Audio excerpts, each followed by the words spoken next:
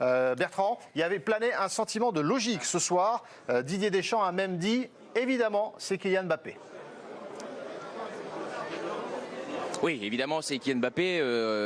Ça aurait été surprenant de la part de son propre sélectionneur, et c'est d'ailleurs son capitaine, qu'il dise autre chose. C'est vrai que par habitude, ça devient logique. Je pense qu'il y avait peut-être d'autres joueurs qui pouvaient entrer dans la discussion. C'est voilà, la parole est donnée aux joueurs, ceux qui votent. Ils sont peut-être même ils sont mieux placés que nous pour en juger, puisqu'ils côtoient Mbappé tout au long des terrains. Peut-être regarde-t-il aussi moins de matchs tout au long de la saison, mais c'est un autre débat. Mais en tout cas, bien évidemment que sur une vitrine, Mbappé meilleur joueur de votre championnat, ça en jette, ça en impose.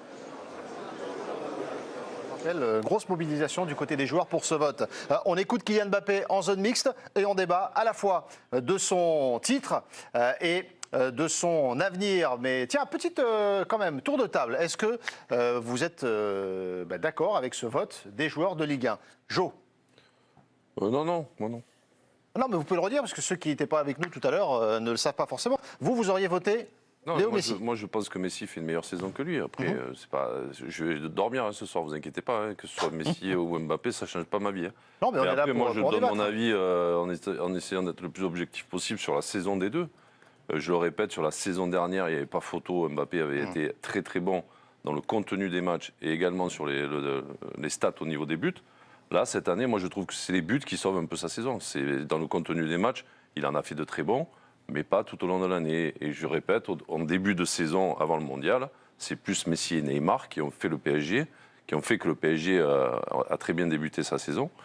La deuxième partie de saison après le mondial, j'ai l'impression que pendant 2-3 mois, Mbappé n'était pas trop là ou très, très rarement. Donc si les meilleurs joueurs sur les 3 derniers mois, ben, si ça suffit, apparemment ça suffit. On va l'écouter, Kylian Mbappé, on continue la discussion. Kylian Mbappé, donc élu pour la 4e fois meilleur joueur en zone mixte. Et la première question, devinez, elle vient de quel pays?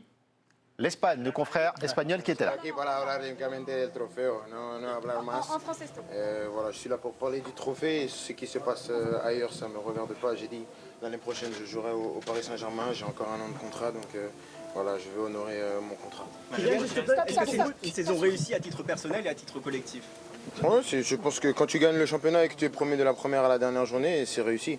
Et quand tu es meilleur joueur et potentiellement meilleur buteur, je pense aussi que c'est réussi.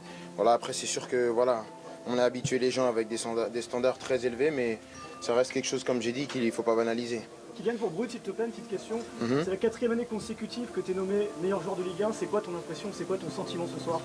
C'est une fierté. Voilà, je sais que c'était c'est la première fois, jamais personne ne l'a fait. Donc c'est un réel plaisir, comme j'ai dit, de laisser mon nom dans l'histoire du championnat. Voilà, j'ai toujours voulu qu'on se souvienne de moi. Je pense qu'avec tout ça, ça sera fait, non? Kylian, 3 questions, on passe à l'autre. Voilà, extrêmement demandé, Kylian Mbappé. Tout était minuté dans cette zone mixte, énormément de monde et de mouvements, mais l'essentiel pour Kylian Mbappé, d'abord la fierté d'être dans l'histoire avec ce 4e titre de meilleur joueur sur les trophées UNFP, et donc cette affirmation très claire, il reste au PSG la saison prochaine, pour nos confrères espagnols qui attendaient une réponse. Oui, mais il l'avait déjà dit, je crois. Et puis en général, quand il dit quelque chose, c'est souvent réfléchi, donc c'est pas balancé à l'emporte-pièce. Donc il n'a fait que confirmer. Évidemment, elle est plus forte ce soir. La résonance est plus forte, mais la parole vient du même individu, et c'est un individu qui en général pense ce qu'il dit. Donc s'il l'avait dit précédemment, n'oublions pas quand même qu'il a participé, disons, au mouvement qu'il y a pu avoir l'été dernier au PSG. Donc il paraissait assez logique qu'il reste encore une année. D'autant plus, n'oublions pas son contrat. C'est qu'après, libre de droit, il fera à peu près ce qu'il veut. Et c'est plus pareil après. L'enjeu, c'est la prolongation finalement. Ah oui, c'est ça. Le PSG. Ça. Mais, voilà. Cette annonce, Dave, c'est une confirmation qui va sans doute clore le feuilleton immédiat, parce que Olivier le rappelait, quand il y a eu l'élimination contre le Bayern, une parole qui a été un petit peu sous-commentée finalement de Kylian Mbappé, c'est bon, maintenant il y a un 11e titre à aller chercher et après on verra. Et évidemment, concernant Mbappé, comme tout le monde est un petit peu à fleur de peau, le « et après, on verra », on s'est dit, tiens, est-ce qu'il n'en trouverait pas la porte à on clôt ça et puis on va rediscuter, et s'il faut partir, on partira. Enfin, en tout cas, on s'est dit, c'est pas complètement illusoire. Là, maintenant, OK, le débat est clos, et puis, mais ça va quand même poser la question, comme le disait Hervé, On parle de quelqu'un qui a presque reparamétré, reconfiguré la direction du PSG, la direction sportive, et puis partant du coup par la bande le choix de l'entraîneur, etc., pour un joueur qui, en 2024, possiblement se barre. Donc ça pose quand même la question de mettre autant de pouvoir dans les mains de quelqu'un qui, dans un an, est possiblement plus là. Donc, bon. Didier, votre ressenti sur cette soirée? En général, les trophées UNFP, il y a toujours une annonce de Mbappé. Celle-ci, est-ce qu'elle est moins importante que les années précédentes et sur la portée de son 4e titre de meilleur joueur sur ces trophées? Ouais, je pense que comme c'est une demi-surprise, forcément c'est ça qui va être commenté parce qu'il n'y a rien eu de spécial, ni de surprise finalement dans les vainqueurs. Francaise, on s'en doutait, Mbappé, on s'en doutait, etc., etc. Enfin, sur les 2 titres les plus prisés. Ouais. Après, oui, le feuilleton va commencer pour savoir s'il prolonge ou pas. Maintenant, d'ici quelques mois, on va avoir droit à ça pendant 4-5 mois, quoi. Donc, tout est calme pour l'instant. Il a une année de contrat, plus une en option, mais c'est lui qui peut l'activer uniquement. Ouais. C'est pour la suite de son avenir au Paris Saint-Germain. Sur ce titre de meilleur joueur, Jo... Ça, il a dit qu'il l'activait pas. Pour l'instant, il n'active pas. Et c'est quand même pas rien. Donc, pour l'instant, oui. Pour l'instant, donc feuilleton à suivre. Mais ce qui est sûr, c'est qu'il sera encore ça, je pense à Paris la saison prochaine. C'est bizarre, mais j'ai la sensation qu'on va le suivre. On va en reparler on va en reparler, même ce soir. Peut-être que je m'avance. Vous pouvez réagir avec le hashtag EDS. Il y a d'autres sujets. On débat de ça. On débat également de ce choix des joueurs. Ce sont donc les joueurs qui ont voté pour lui offrir ce titre. Jo disait, pour moi, c'est plus Messi. Est-ce que vous êtes d'accord avec Jo ou pour vous, Mbappé, c'est logique? Non, après, on peut discuter effectivement du fait que Mbappé a été moins dominant que la saison dernière, sans doute même beaucoup moins. Mais peut-être aussi Paris l'a moins été. Après, je trouve qu'il y a quand même une espèce de... Même dans une moins grande domination, je trouve qu'il y a une espèce de constance, au moins statistique et au moins d'efficacité. C'est-à-dire qu'il y a une statistique qui tournait, c'est de loin le joueur qui ouvre le plus souvent le score. Ça, c'est aussi des trucs. Il ne met pas toujours le 4e but ou le 5e but. C'est celui il y a rarement des 4e et 5e buts cette année. Alors, on est d'accord. Mais ce que je veux dire, c'est que lui, il met le premier. Il met le premier bien souvent. Donc, c'est-à-dire c'est bien souvent lui qui a déverrouillé ça. Et je pense que ça, c'est toujours pareil. C'est qu'en fait, des choses faites par Mbappé marquent plus les gens, alors de manière injuste ou juste, enfin ça après on peut discuter.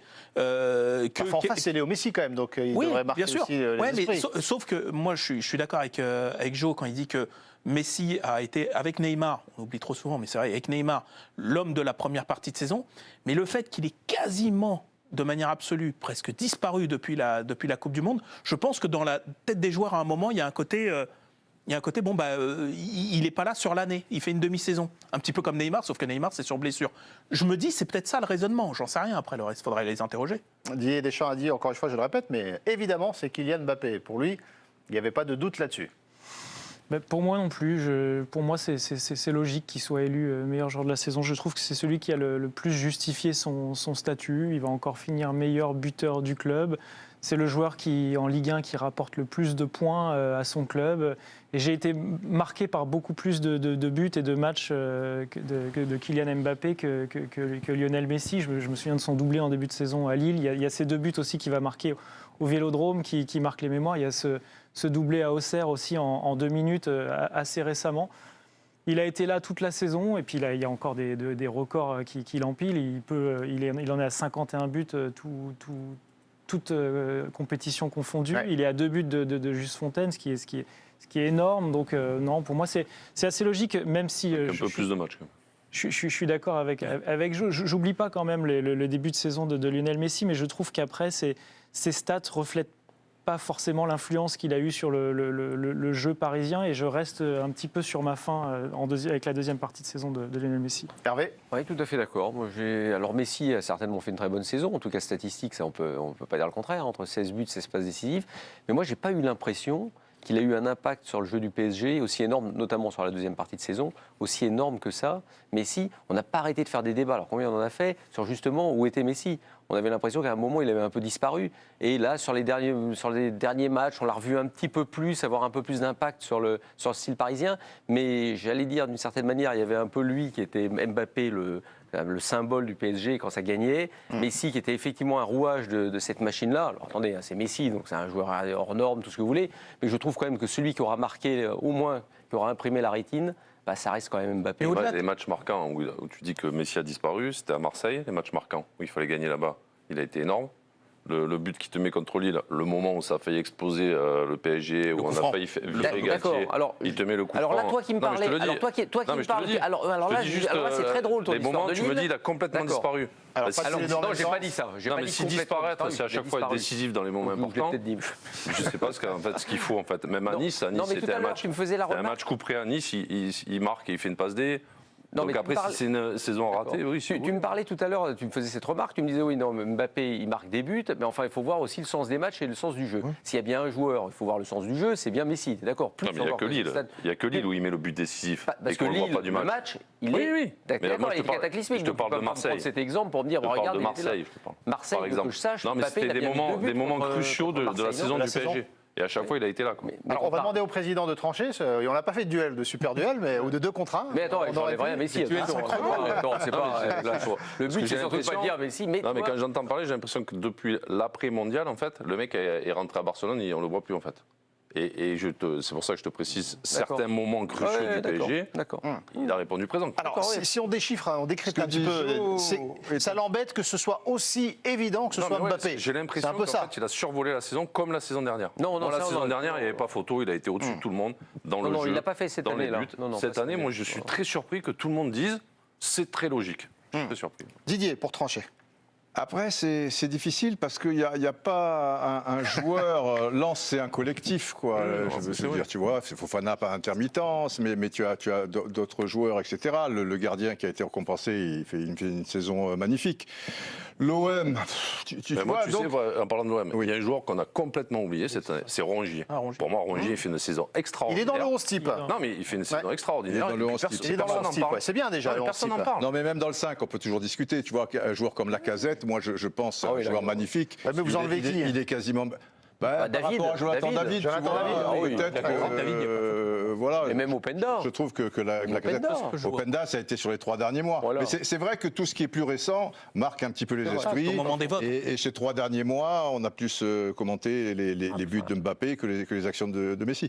Mais ce que dit Jo est intéressant. Oui, bien sûr. Dans les matchs décisifs, et on oublie, effectivement, à Nice, tu peux exploser, mais tu as de la chance aussi, les poteaux, les bins, tout ça et tout.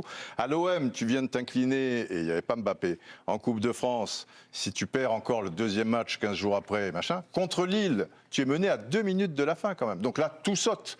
Et tu vas terminer sur un match nul. Boum, il te met encore le but. Mais c'est vrai aussi que mettre Messi, la deuxième partie de la saison, il a pas pesé. Mais il y a aussi beaucoup de commentaires négatifs sur Messi Didier, qui a 2 pas.